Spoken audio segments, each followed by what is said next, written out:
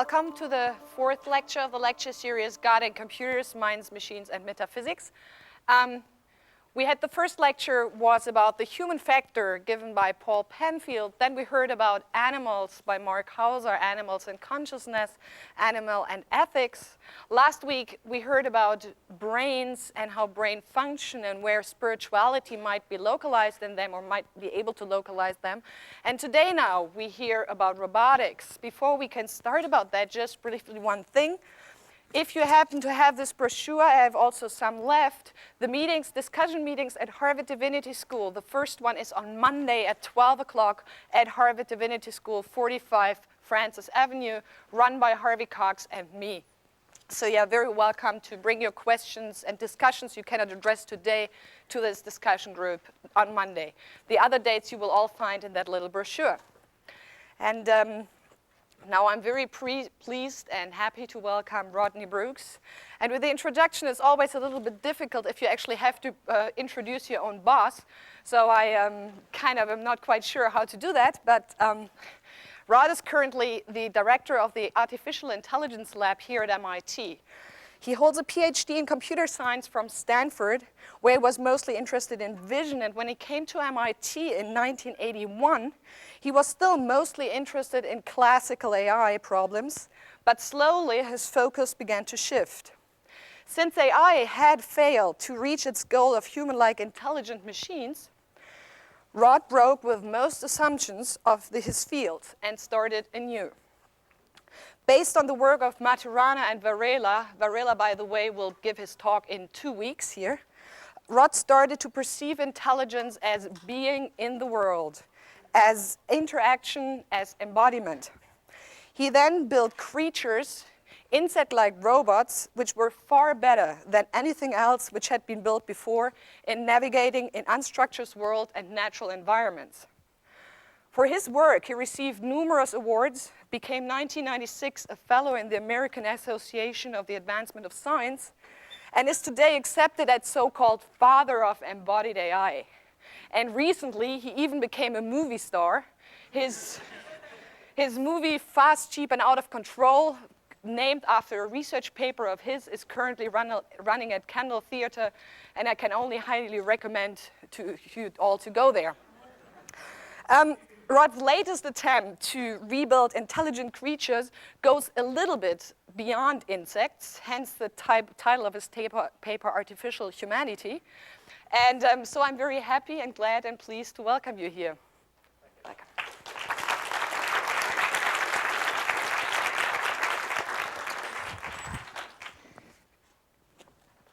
Well, this talk is a little different from the ones I normally give. Even less technical detail than normal. And the title is Artificial Humanity, but it's a nonlinear talk because, to be honest, I couldn't figure out how to fill up a whole hour. So I've got some little diversions along the way, which aren't necessarily straight along the line here. But the question is, to me, whether we can ever have humanity in robots, whether we can think of them in the same way we think of other humans. And that's all tied up with lots of beliefs we have and lots of insecurities we have. And over the last few hundred years, we've seen mankind's retreat from specialness. Galileo, and others around there, let us know that the Earth was no longer the center of the universe, and so this piece of rock that we're standing on wasn't particularly special. Then Darwin came along, and we saw that humans and animals have common ancestors. Their origins are not that different. Crick and Watson, DNA and the mechanism of life means that humans and yeast are pretty similar. And you see, sort of, we're retreating here from all these special things, and each of these retreats has been met by a lot of argument and a lot of fear.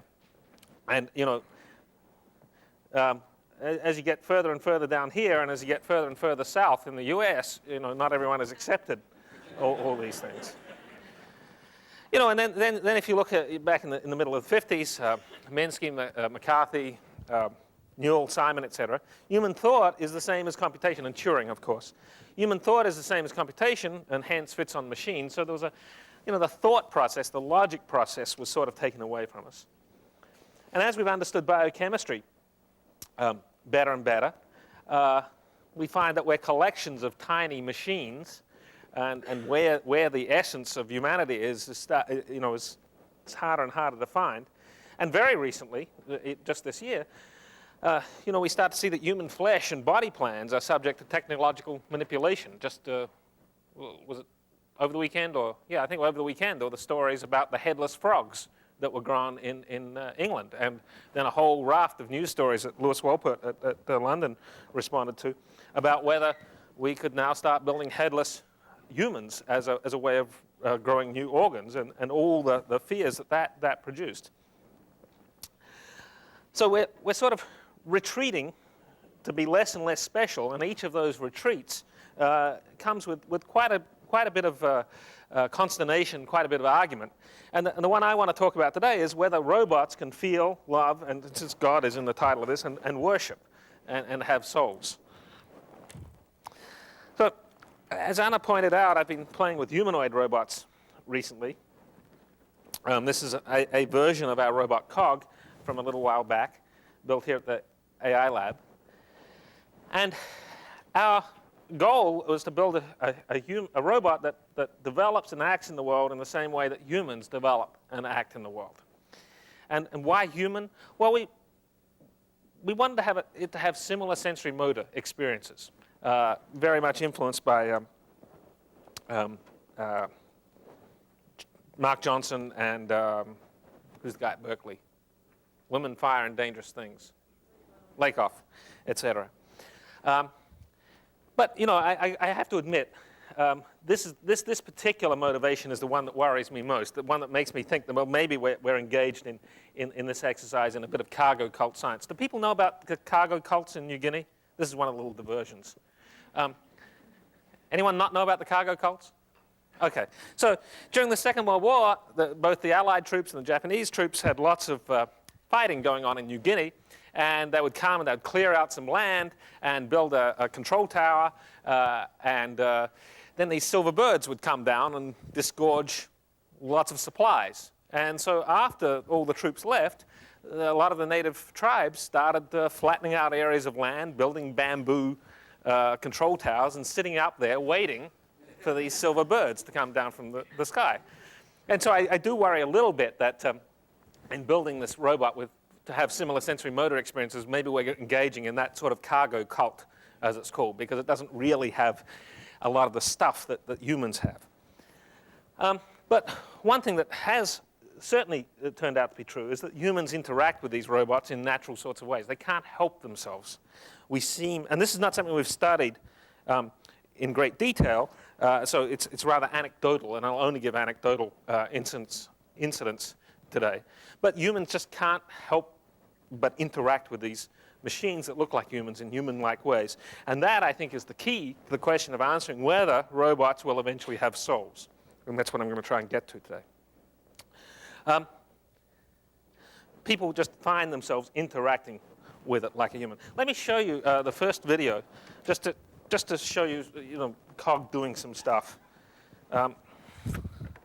And compared to Star Wars movies, it's a little disappointing. But it took us a long time. Okay, so I'm supposed to press. I have something up there? Yeah.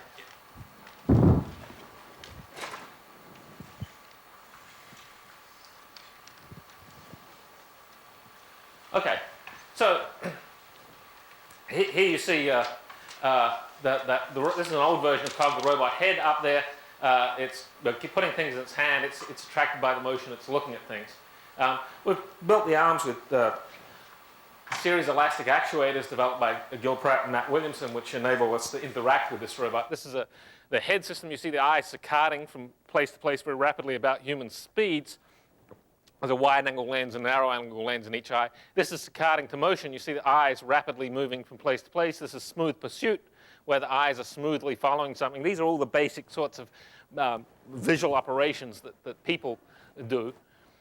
You can't move your eyes smoothly from side to side unless you've got something to track, it turns out. This is the vestibular system, simulating the inner ears. Here, it's not switched on. As we move the head around, the eyes just waggle around all over the place. When we switch on the inner ears, now the eyes are stabilized as we move the head unpredictably, and we keep locked onto one position. And that's very important to you to stabilize your vision. Now here you see the eyes saccade somewhere, and then the neck tries to get the eyes back into roughly the center of their range of motion. An efferent copy signal is sent to the eyes to compensate for the motion. When we put this in, the robot started to feel much more human the way it looked at us. Here's Matt Williamson, designer of this is with his old arm, just showing some basic infant-like reflexes. This is a withdrawal reflex, feels the touch and pulls its arm back. You know, infants have a grasp reflex, withdrawal reflex, etc. And in order for Matt to get his master's thesis, I made him prove that the arm was safe to interact with.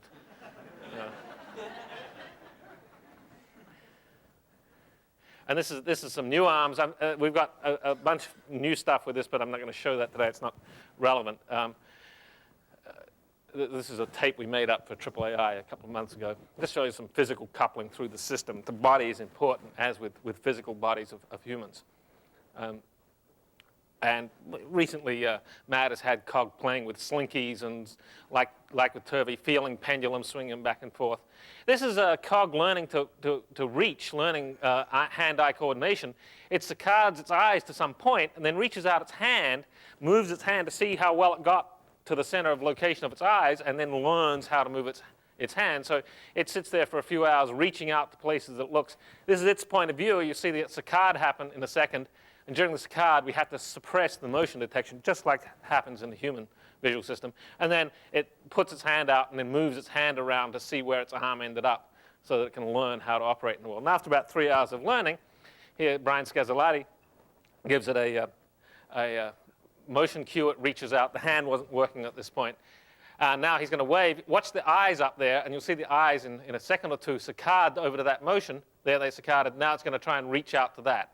So this is the result of its learning for a few hours with no prior knowledge of the kinematics or dynamics or whatever. It's all learned. Now here's an interesting case where Cynthia Farrell, one of the designers of the robot, was just trying to engage some motions of the arm. And when we looked at the videotape, we saw that the robot and she were playing, taking turns. And we weren't planning on putting turn-taking into the robot for quite a while.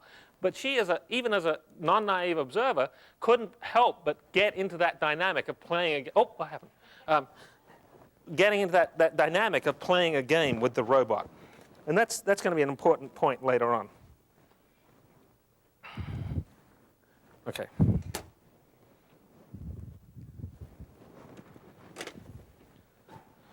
Now here I'll do another aside. We're building this humanoid robot. There are lots of other people building humanoid robots, particularly in Japan right now. It's become quite an industry.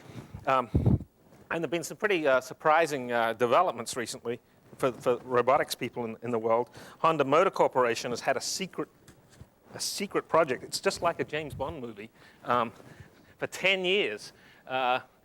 Developing this robot called P2. P1 was just a pair of legs with a box on it. It looks pretty weird. But they were completely secretive about this. No one knew what was going on. Last October, I started hearing a couple of whispers, and then in December, they announced it's a 250 kilogram, the first biped that can walk without a tether. But it's mostly mechatronic rather than AI research at this point. But MIT, Ministry of International Trade and Industry, was talking about a plan to build lots of humanoid robots and give them to universities. And Honda didn't want to be left out of the action, given that they'd put $100 million into this over 10 years. They announced that last December. By about 3 or 4 weeks ago, they had their new model out, the P3, sorry, which is smaller, weighs about 110 kilograms with a 30 kilogram payload.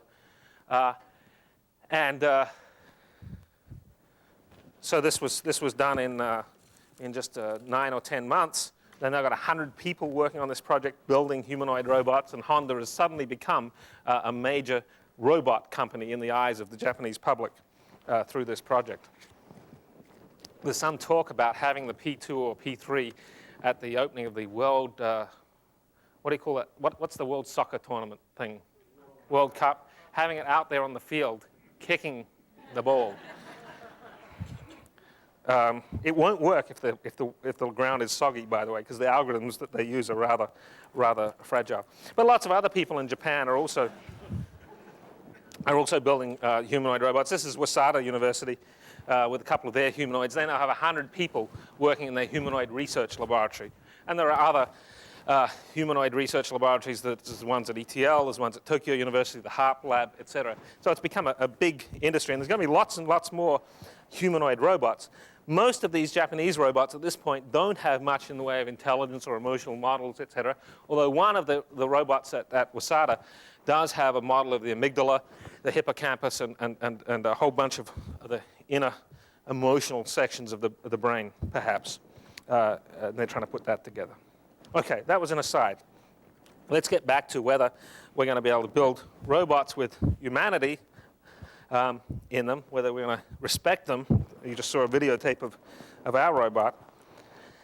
But I need to come clean a little bit I think, in this talk, and especially since I haven't been to any of the talks previously in this series because I've been out of town, but Anna tells me that at the first talk when Paul Penfield spoke, someone complained that they wanted to hear what an atheist had to say. Well, and she pointed that I was going to be the atheist coming along to talk. So my assumptions are that that there is a completely mechanistic explanation for everything in the universe.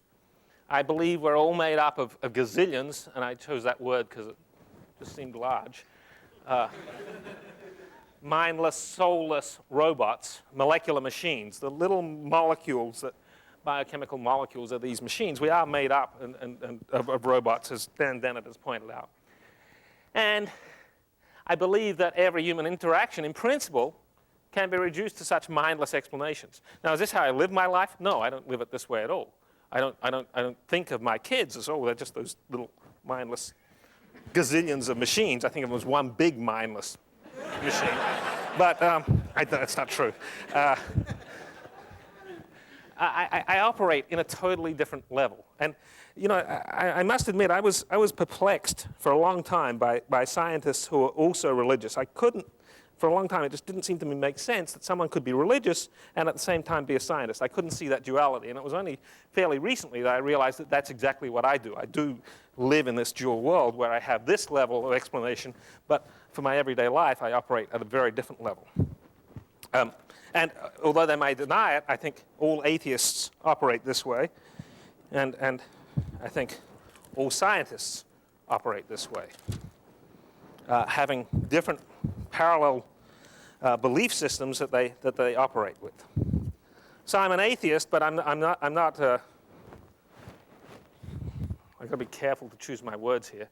No, I won't use them. Okay. I'm one of the good atheists. Okay. Now, related to this, I see that it seems to me that most scientists engage in a certain cultural constructivism.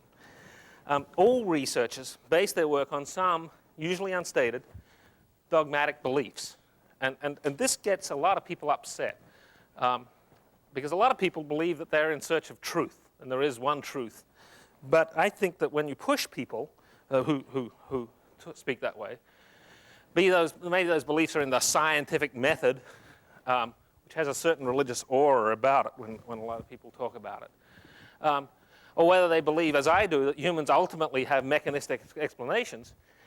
When it gets down to it, we can't explain it beyond that in any logical way. We base our scientific lives on some set of assumptions.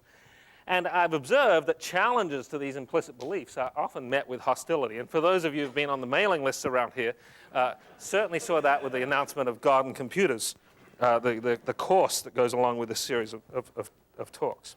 Okay, so those two slides are just sort of saying where I come from in this. Oh boy, that sounds awful 70s, doesn't it? Okay, so can we have artificial humanity? Can we ever build robots where we, people, us sort of machines, as distinct from those sort of machines, will all agree that these robots are things to be empathized with, whether things we should pity when appropriate, whether we ever be an appropriate time to pity a robot.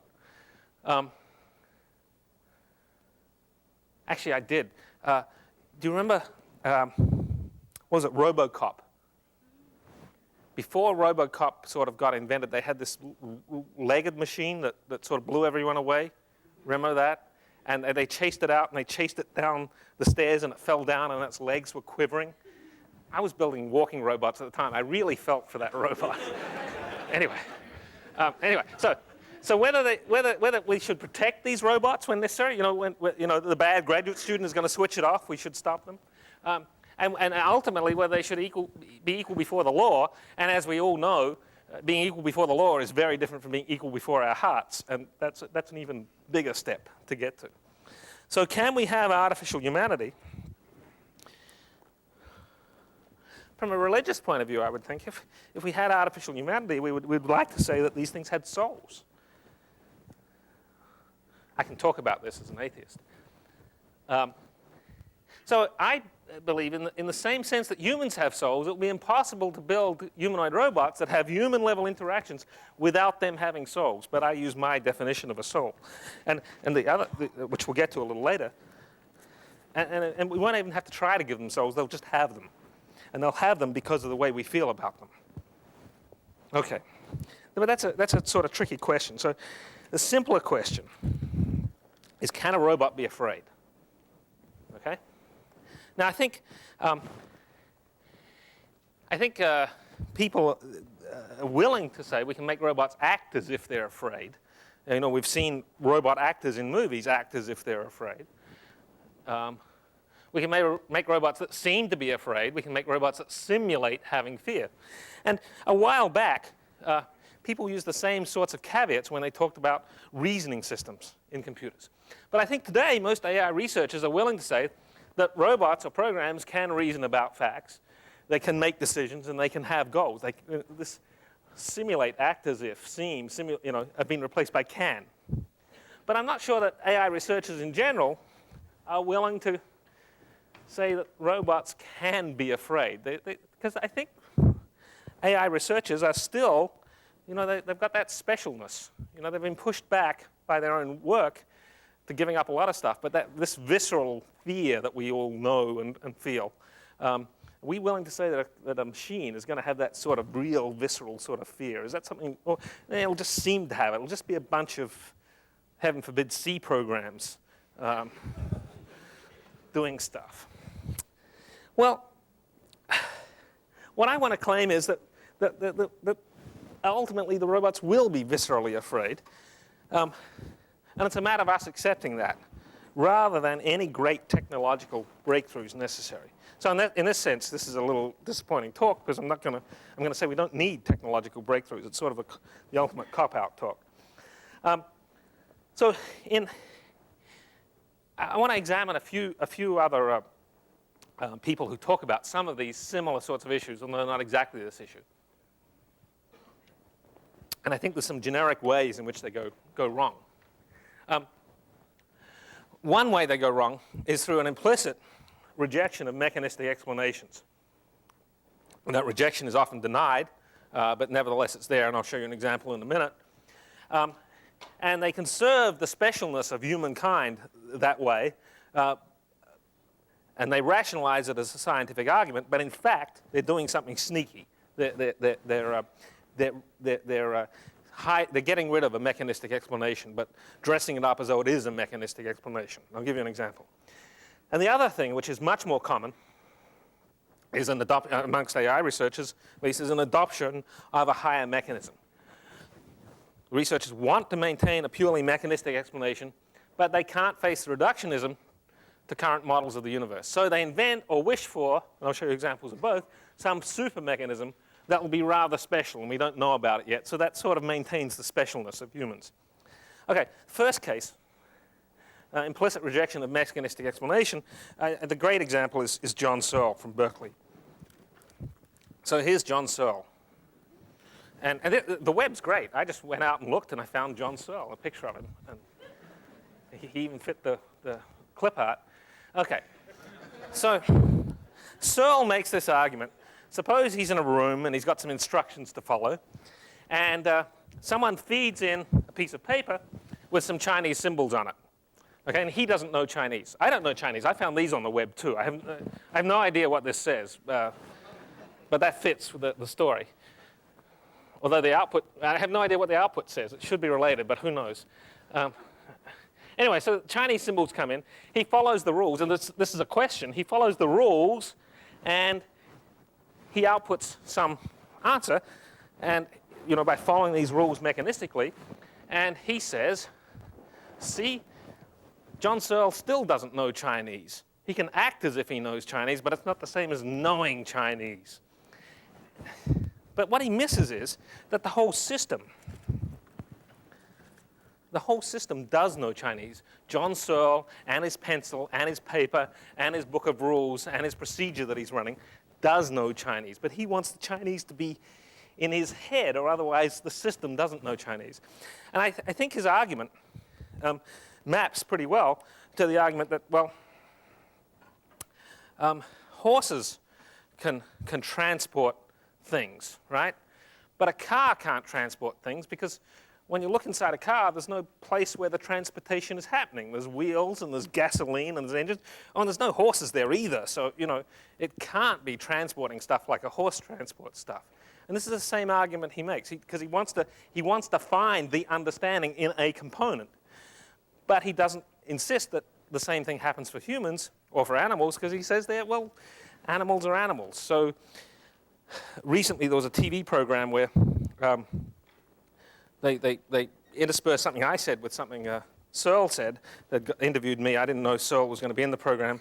And they got me to say that if it walks like a duck, talks like a duck, smells like a duck, it's a duck. And Searle came on and said, if it walks like a duck, talks like a duck, smells like a duck, it ain't a duck, because a duck's a duck. And he says the same thing about intelligence. Intelligence is intelligence. It's only in humans. Therefore, it can't be in other machines. See, I proved it. Because he sort of flushed away that mechanistic explanation. But he denies that he flushes it away. Roger Penrose, on the other hand, at Oxford, he wants everything to have a mechanistic explanation. He actually misunderstands Gödel's theorem and Turing computability. And I think he does that because he wants to maintain the specialness of humans, that humans can prove theorems that mere machines can't. And if you read his description of this, there is a misunderstanding there. Gerald Edelman, by the way, makes the same mistake in his analysis of humankind. So this is not uncommon, looking at Gödel's theorem and saying we're better than Gödel's theorem. So his conclusion is that people can't be computers, but he wants everything to be mechanistic. So people are more complicated than ordinary machines, and consciousness is mysterious, but he really wants mechanistic explanations. So what's he to do? Well, he's a physicist, so he says, well, quantum mechanics is more complicated than ordinary physics and is mysterious. Hey, they must be the same thing. And really, I don't think there's anything more in his argument. It's this wishing for some other explanation. David Chalmers, now it's UC Santa Cruz philosopher, comes at it a slightly different way. He talks about consciousness, and he's quite serious. He did organize that consciousness extravaganza in Arizona last year, but he is serious besides that. And he talks about mass, force, etc., natural physical kinds. You can't reduce them to simpler things. They're just things in the universe. They're natural kinds. They're stuff. And his argument is consciousness is yet another natural kind. It can't be reduced to something simpler. Therefore, there's no need or way to explain it. So he's maintained the specialness by having consciousness as being some natural kind. Well, it may be, but I sort of doubt it, because all other natural kinds display some sort of observable interaction. So we would expect, if consciousness was a natural kind, to see telekinesis or some interaction between consciousness and other stuff, which didn't quite fit. We don't see that. So I suspect that that's not going to work. Now, of course, I think everyone's guilty of this in other ways. I'll tell you my own version of this, my own folly. Okay? If you look at an engineered system and you look at a biological system, people don't make mistakes. Even young kids pretty much don't make mistakes. They get fooled by some things when they're very young, but as they get a little older, they get pretty sophisticated. They don't make mistakes and think that's a live animal when it's really a robot or something like that. They can make that distinction. Robustness, generality, adaptability, the domain of performance, it all gives it away. So it seems to me biological systems are still fundamentally different from almost all our engineered systems. So my version of looking for the higher thing is something I call the juice. I really believe this, by the way. Is there something different in life? Is this, not an essence of life in the normal sense. I don't think my belief is we're not going to have to go outside of current day physics or chemistry. But in the same way, the idea of computation changed what we could think about. You know, before Turing came along and formalized computation, you could think about certain things, and after you could think about a whole bunch more things. That notion of computation wasn't a change in the universe, but it enabled us to think about new things. If you took a late 19th century mathematician, you could teach them the fundamental ideas of computation in a few days, and they wouldn't be holding their head saying, oh my God, this can't be, this is so foreign to me. It wasn't very foreign. It was just another idea that fit on top of 19th century mathematics. But it completely enabled thinking about how-to knowledge. So my version of what we're missing is there some conceptual juice, I call it, waiting for us to discover it? Some different way of thinking about organization and processes of complex systems that are in all these biological systems at all sorts of different levels. Either in at the molecular level, in the maintenance of a cell, they're in at the neural level, they're in at the genetic level, they're in at the immunological level, some sort of organizing stuff that's in there, sort of like computers inside mechatronic devices, that's there, but we just haven't got a way of describing it, a way of thinking about it, so we never think to put it in our artificial systems. So this is my version of this. By the way, when I first talked about this 2 years ago in Switzerland at a workshop, that night a graduate student from Oxford was sitting at the dinner table with me, and he said, oh, yeah, I wasn't surprised to see you talk that way today in the talk. I think that's the sort of ideas a lot of scientists have when they're in the sunset of their career.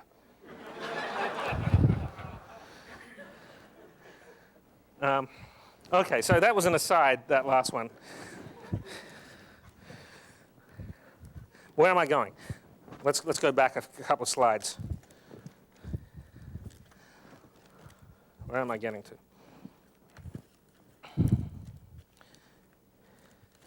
I'm getting to what will it take for us to be willing to say that robots can be afraid.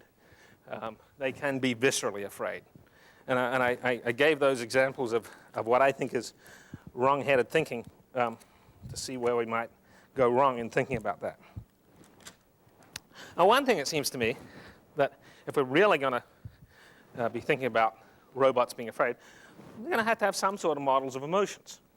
If we're to empathize with robots, we may need to be able to identify physically with them, and that's why I built this human-shaped robot. But we may need to be able to identify emotionally with them, too. So can robots have emotions? And there's been quite a bit of work. Many people in this room have done work on this. In putting emotions into robots, or at least into agents, software agents.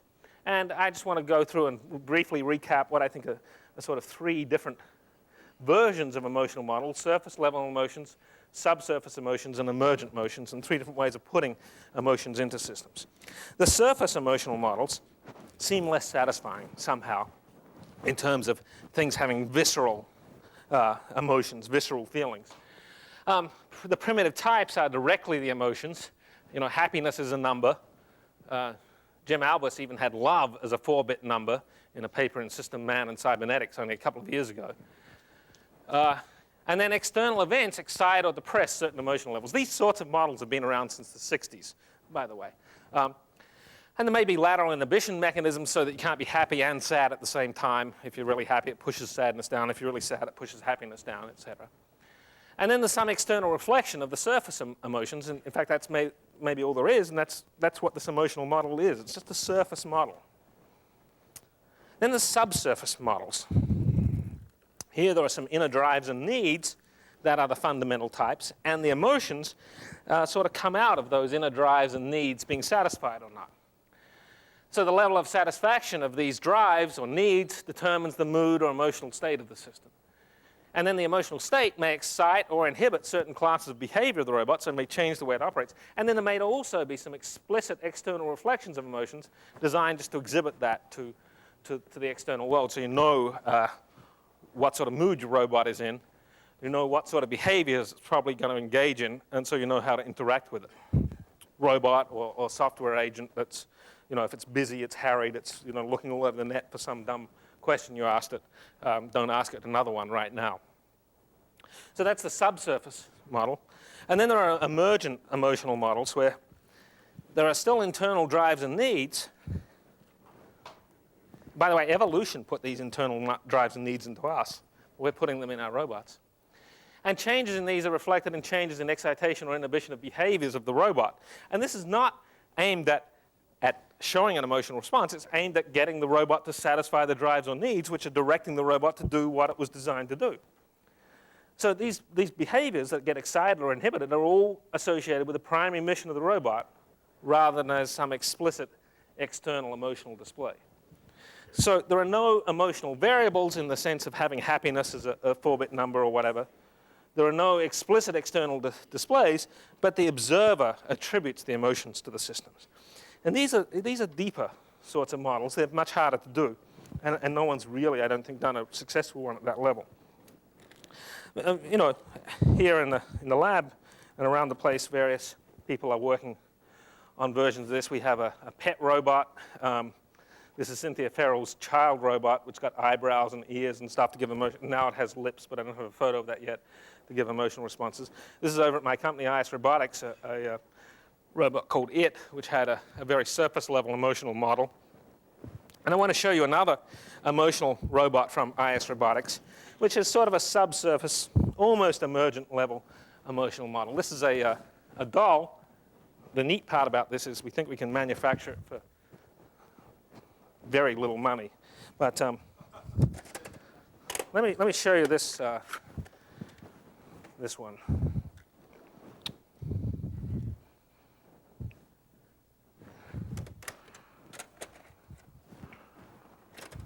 And you know, this is an advertising tape for the company, so there's a little bit of hype here, which you'll excuse. Please.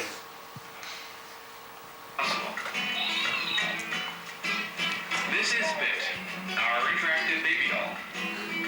Like the ball and story maps, Bit has embedded intelligence, which allows for interactive play. He understands bouncing, sucking his thumb, tickling, hugging, patty cake, and much, much more.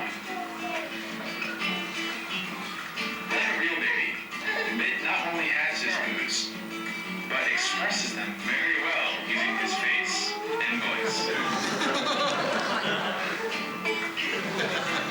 Bit understands the difference between play, soothing activities, and things he doesn't like, which all contribute to his mood state. The more you play, the happier he gets. But if you keep playing for too long, he will get tired and cranky. Keeping Bit happy is not always easy, but to solve all the problems, just give him his favorite thing in the world, his ball.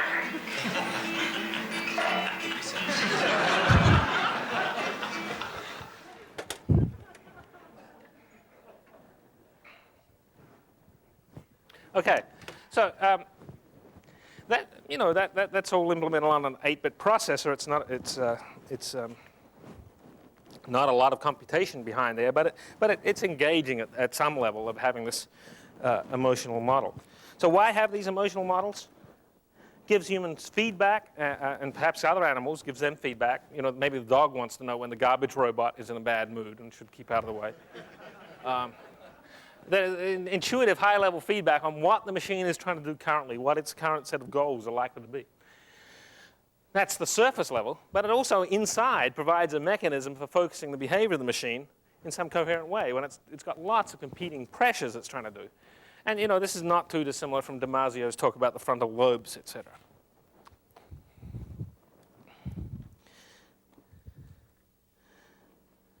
Let me show you another videotape. Just to show you how the important message here is that the observer can really get sucked in fairly easily, I think. This is COG again, and this is work of Robert Erie, who's somewhere in the audience. And what we've got, just a second.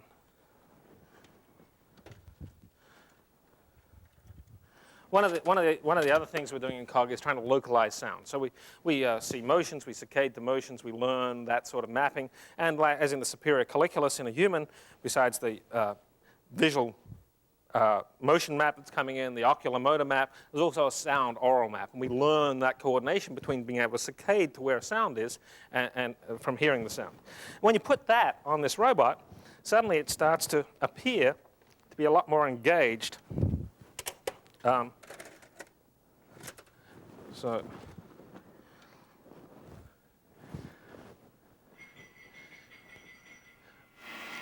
it's saccading to where it hears sounds. Now, hopefully there's going to be, oh yeah, okay. So now watch its eyes. You can watch the videos in the back. As they talk, it sits there looking back and forth between the two people having a conversation. And to a third observer, seeing that, it looks like it's there, looking back and forth. It seems to be engaged in understanding what's going on in that conversation, even though it's not understanding in any deep sense. But we as human observers sort of are willing to grant it that license, that it is doing this higher level thing. So emotional content may often be in the eye of the observer. And the level of engagement may often be in the eye of the observer. And the observer, as we saw with the earlier videotape where Cynthia Farrell was playing with the eraser with the robot back and forth, becomes a component of the dynamics of the behavior of the robot. And we as humans seem to be built to, we sort of can't but help give the benefit of the doubt to systems that look biological and to assume that they're engaged much more than they maybe are. So as our systems become more complex, the engagement will be longer term, and the illusion will be shattered less often. Let me give you a quote from Sherry Turkle's latest book, Life on the Screen. Sherry came over to our lab, and this is actually a couple of years ago. And when she walked in, this is from her book, she said, "Cog noticed me soon after I entered its room. Its head turned to follow me, and I was embarrassed to note that this made me happy. I found myself competing with another visitor for its attention. At one point, I felt sure that Cog's eyes had caught my own." By the way, the colors here are mine, not hers in the book. "My visit left me shaken, not by anything that Cog was able to accomplish, because, it's just a few fairly simple feedback loops, but by my own reaction to him. For years, whenever she'd heard Rodney Brooks speak about his robotic creatures, I'd always been careful to mentally put quotation marks around the world. But now with Cog, I'd found the quotation marks had disappeared. Despite myself," and this is the important thing, despite myself. She's a skeptic. "And despite my continuing skepticism about this research project, I'd behaved as though in the presence of another being." So it seems to me that as we build these systems, whether or not we put juice in them, because that's just my personal belief that they need this juice, they will appear more and more to us to be, to have emotions. Maybe they've got this emergent emotional thing going on. Maybe that's been designed into them to force that to happen to us. And we will get ourselves to the point where we want to attribute to the systems things such as fear. When viewed in its complete context, a robot can be just as afraid as a person. Well, we're all willing to say a person can be afraid. A chimpanzee, can they be afraid? Yeah. A dog certainly seems to be afraid. Birds, yeah. Lizards, beetles. What about dust mite? Do dust mites get afraid? I think it's, and they're built out of the same stuff as us. I think it gets down to the level of empathy that we're willing to give these systems. So it's going to take us another intellectual leap to get beyond our own fears of this lack of specialness in order that we can finally admit to such possibilities. You know, some people will claim that even a chimpanzee can have no feelings, no fear. But I think the common belief these days is somewhere around here is where fear and pain and things go away. So once machines can be afraid, they'll certainly have souls. Once we're willing to admit they're afraid, then I think we'll have to be willing to admit they have souls. In just the same way people have souls. See, this is my little trick here, because I don't really believe people have souls. So in the same way you all believe that people have souls, you'll have to believe that about machines. But here's a question. What can...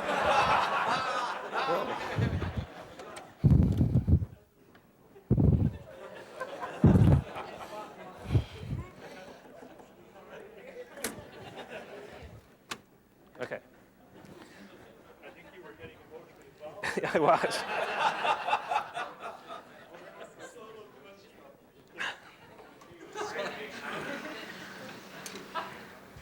But I do worry.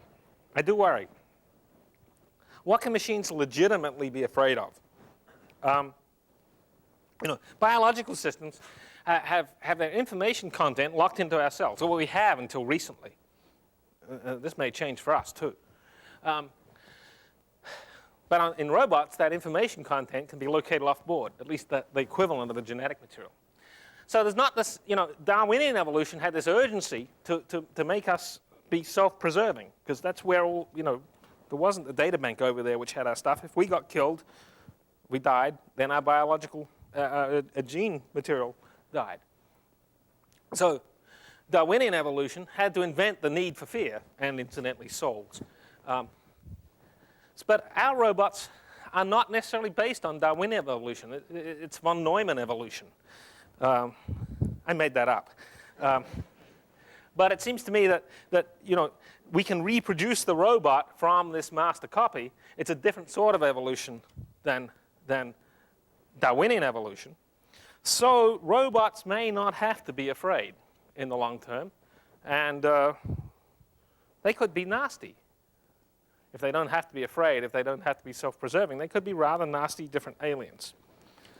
But if we need to nurture them, if they're complex systems, and if we build robots that need nurturing to develop, as a lot of people are starting to work on, because we think that with the embodiment, that's the only way we're going to get to the right information content inside the head of the current robot, which will be very dependent on that robot, its physical embodiment, and the world that interacted in to get there.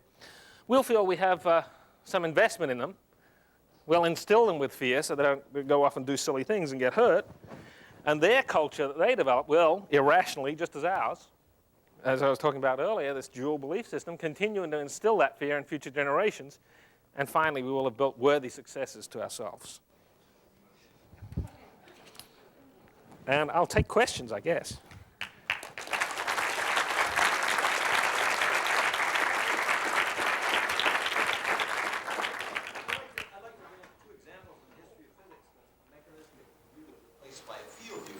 One was Descartes' cosmology. He thought the planets, all can be explained by interacting gears. And then Newton came along with his gravitational field and sort of blew that out of the water. And then you also have the ether hypothesis of electromagnetic light waves.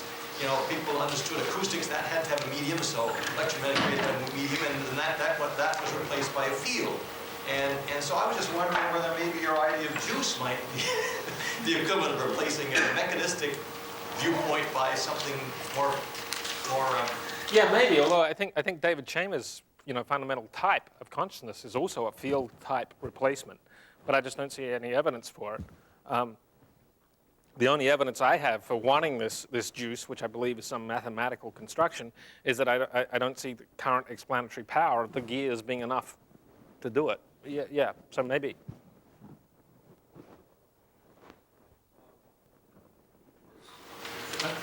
This is very interesting, but the rabbit seems to lack one thing, and that's subjectivity. to make it human. What do you mean by that? The thing that's going on inside of us right now. So why can't the robot have that? Is it because it's special? Well, Because only humans can have subjectivity? Why can't we? If we assume a mechanistic explanation, then we can put that mechanistically in there. We may be missing a few technical details like the juice, but I don't see any principle. what's going on in the mind of the robot tickles and subject feeling, That's a John Searle argument. That's a John Searle argument. That's the special stuff that makes people special. Therefore, and since the robots don't have that, they can't be people. It's that same circular argument that John Searle makes. You want it to be special for humans. And you're defining it to be special and then concluding it's special. the most wonderful thing about myself is that I'm so good. You're just a bunch of you're just a bunch of little molecules messing about, and it's only because I've got this other dualistic notion that I don't just come and squash you. And I don't see why that we can't feel the same way about our machines and have that dual nature. You want to have the specialness be a little box in there. It's the homunculus argument again. I don't buy it. But I don't expect us to be able to agree on it. I don't think John Searle and I can ever agree on it because he's stuck in his set of dogmatic beliefs and I'm stuck in mine. Yeah. One of the subtle, implicit, maybe explicit values of a computer is things such as efficiency, validation of what they're doing. You use Microsoft software? It's too cheap, I know. And finding explanations. The mechanism is put together to find explanations, which, if so, would mean that I think we're building such complex systems we can't any longer look for the explanatory level that we used to be able to. Then it would be that if not to find an answer, which would then mean that it's no longer needed at such time that no further explanations are needed, but then a machine that just says, now that we have all explanations, our only goal is to self-preserve. That is it. So either it's just self-preserve or explain. There are no values can be attached to the mechanistic. Can you think of another one? Oh yeah, we could build in that it should be nice to people and clean up their trash. We can build that in as a drive. Okay. Then you're saying that one of the things that you built into to get away from those two things is that the necessity of human beings, which then would mean that they couldn't be replaced. Yeah, they might change things. They might change things after a while, but we could make ourselves feel good for a while by doing that. Anya.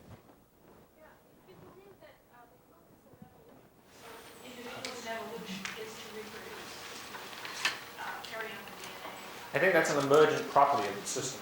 Oh, you think that's emergent? I was going to say, if people just reproduce, then they shouldn't be afraid to die because their important information has been passed on.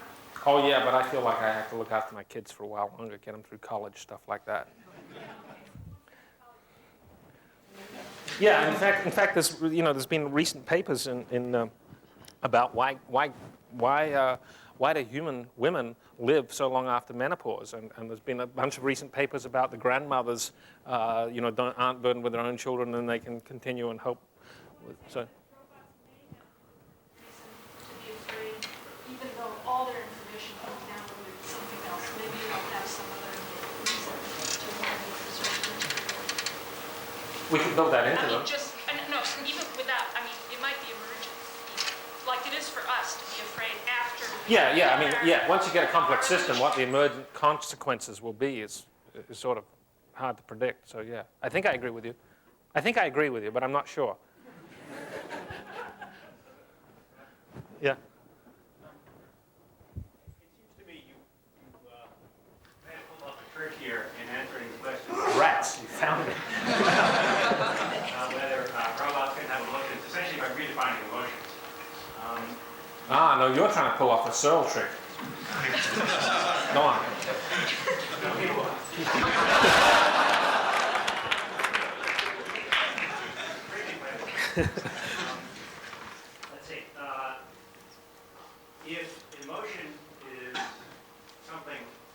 I attribute to you is what I experience. And if emotion is a handy way to describe your behavior, it becomes an abbreviation. Fear is an abbreviation for certain constellations. For a whole bunch of stuff. Observable behavior. Yeah. Okay, yes, that's fine. If that's what emotion is, then that's fine. And in that sense, I think you've answered the question. On the other hand, I think the argument that comes up is this issue of emotion as an experiential phenomenon. And I'm the only one who could report on my experience. So when I say I know what fear is, I'm saying something about an internal experience, and I can't even say that, if I'm being intellectually honest, I can't even say that I think you experience fear, because to the extent that I'm talking about the internal experience part of it, I have no idea what Which goes back to this perhaps cargo cultish sort of thing of building the physical body so it has the same sorts of experiences, because then we think it's going to turn out to be the same, and we'll be happier that, in fact, it is experiencing fear. Your suggestion early on, you may be leading toward a cargo cult kind of approach to this, and then justifying it by redefining social emotion in this particular case. Probably the version I used was based on it not being cargo cult stuff. Yeah. So yeah, I think we're still right in building the human form. I think that's why dolphins are aliens to us. We don't really understand them because they're not experiencing the world in the same way. So I may be wrong, but I think it. About building humanoid robots, it's about answering the question of whether robots can have emotion.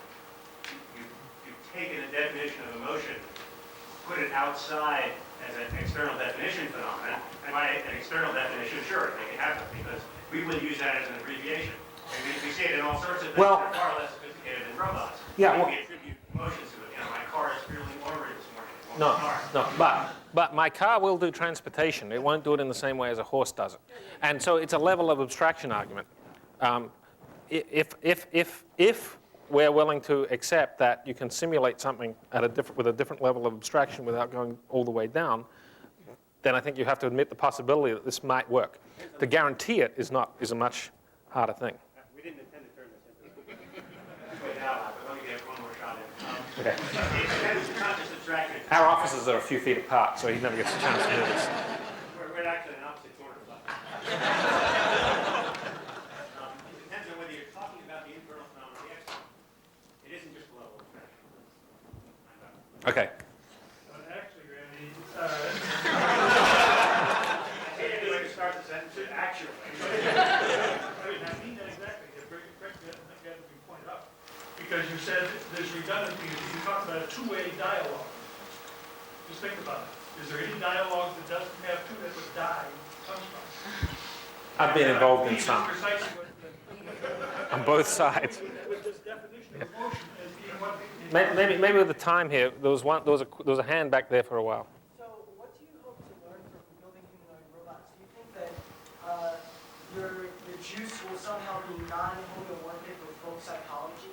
That you'll get some other level of explanations? I mean, we've used psychology to predict human behavior. No, I think the juice is at a totally different level from folk psychology. But the question of what I hope to achieve by building COG, a couple of things.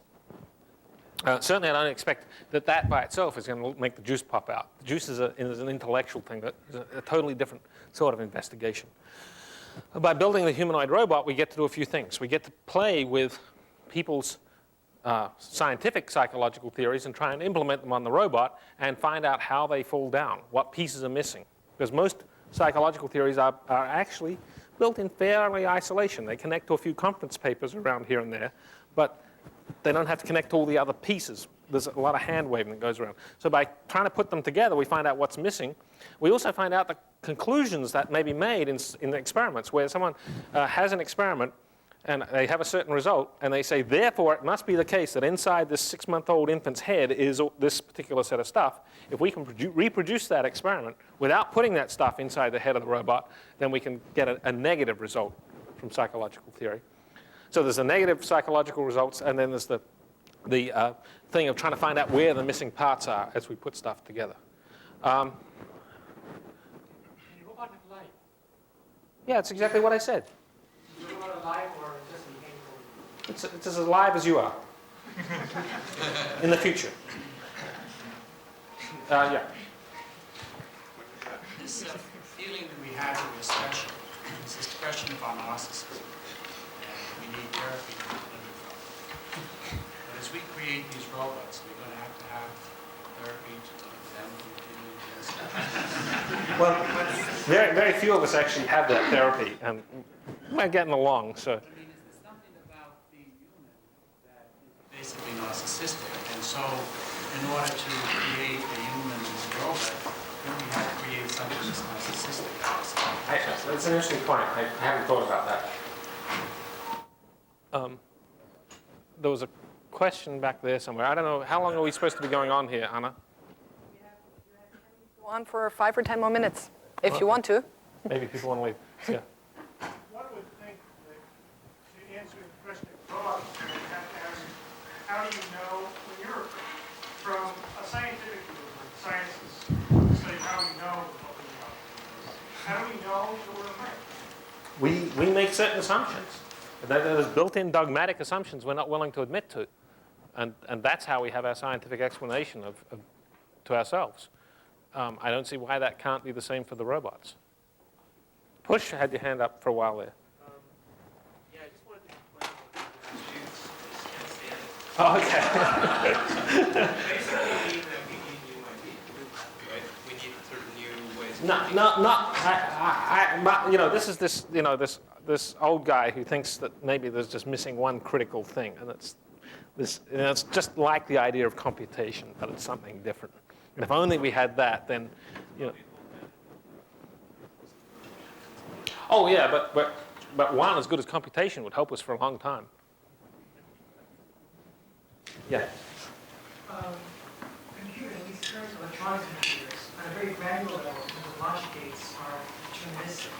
Do you feel that human beings with neurons and synapses where molecules of neurotransmitters decide whether or not the signal is propagated from one neuron to pre-synaptic end to post-synaptic end, are you saying, or do you feel that humans or living things are deterministic?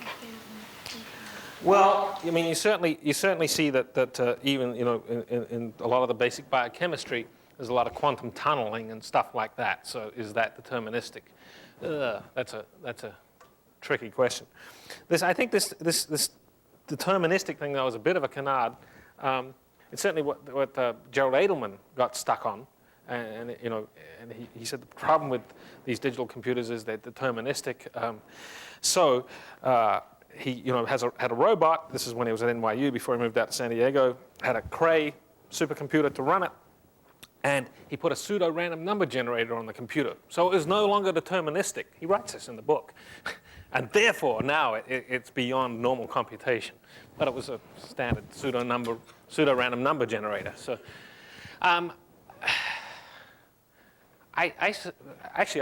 think Lynn Stein's talk is going to be about that topic, right, Anna? Yeah. So I'll put it off till later in the series. 3 weeks. Yeah. Yeah. In your talk about fear and whether robots should be childcare dependent, perhaps they should, because everything can be downloaded to an external source. For a lot of theology, that would be equivalent to saying you could download somebody's soul. And there's a lot of problem with this idea that the soul can be downloaded separate from the body. You're creating an embodied robot. Are you sure that it's okay to just download the software portion of the robot? Well, no. In fact, my embodiment approach sort of argues against that. But there's certainly a lot of people in AI, Marvin Minsky, Hans Moravec are two to name some, who talk about downloading the information content of the human brain into some other form and therefore continuing existence. And this is in their quest for eternal life, which is yet another dogmatic religious sort of belief. So wouldn't your robot have a sense of preservation of its physical? I don't know. When we're not under the pressures of evolution, we might be able to tweak things in a different way and not have that. It depends, it seems to me, on how much of the physical experiences the robot has in the world to develop itself depend on the details of its particular mechanical instantiation. And these are the tricky questions. I don't know. Yeah.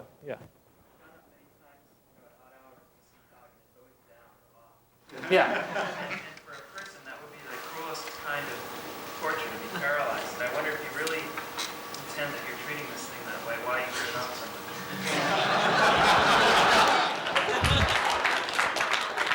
No, that's a good point. I think we will have succeeded in making it something when we feel bad about switching it off. We don't feel bad about switching it off right now. That little doll, what you saw, you know, you give it to a kid, and first off they're scared of it, but after, you know, someone shows it to them, they start playing with it, and they're very careful with it. But, you know, one of the adults, one of the engineers who built it, like me, come up to it, and we just grab it by its feet and wave it around to show how upset it gets, right?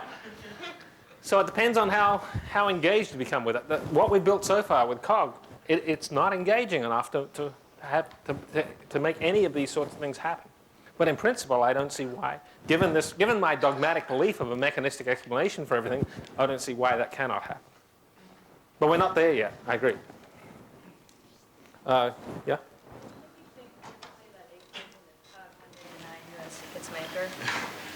I think I'd be so happy. I mean, that would be wonderful. Aren't you then acknowledging that there is a creator that's just being denied? Sorry? Aren't you then acknowledging that there is a creator that is then just being denied?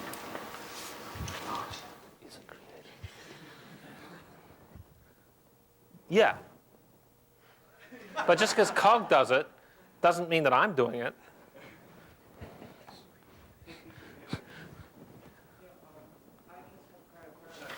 It's kind of in two parts. One is, you keep talking about sort of the dogmatic assertions, and I guess my question is there anything that would lead us sort of to be able to go past our dogmatic assertions, or are they simply dogmatic, and therefore we're intransigent in them? And in particular, if we give up this idea that somehow humans are special, what are the implications for that for how we run our society? Well, that's what I pointed out, that I think many people and scientists and all of us do have these dual systems that we operate in, and so I'm not worried about that, because I feel like I for instance, am already operating in that dual mode. So I don't see that as a great problem. So you're saying that we live consistent lives, and that's simply the way we're going to be. And what will the implications if we have sort of artificial humans in that regard? Do we accrue them rights, or do we just kind of say, well, you know, we made you, you know, whatever? I think that gets to this point of us being careful how we built them. And I think I used up the extra 5 or 10 minutes. So. Rod, thank you so much. It was a wonderful talk.